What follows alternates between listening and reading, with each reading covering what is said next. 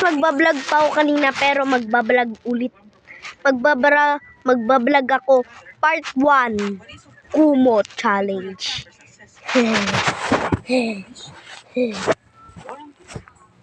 Preferred in relation to a release to the state party concern. Sa ikatlong round, sinabi ng depensa na hindi raw isinaalang-alang ng pre-trial chamber ang humanitarian conditions para sa pagpapalaya sa dating Pangulo gaya ng kanyang medical condition.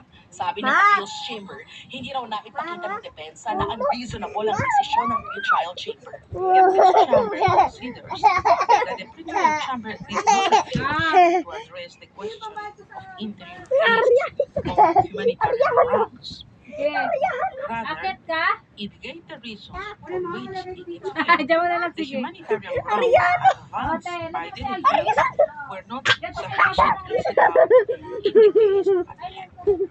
Final na ang desisyon ng appeals chamber at hindi na maaari pang iapila para sa GMA ay nakatulog 24 oras. Gomel din ang fan experience sa kanyang anniversary concert. Kaya ngayon pa lang, hands-on na siya sa paghahanda nito. Kabilang sa dapat abangan ang performance ng isa niyang kaanak. Makichika kay Aubrey Carambel. Hands-on si Asia's multimedia star Alvin Richards sa preparasyon para sa kanyang 15th anniversary sa showbiz. Hindi ko alam kung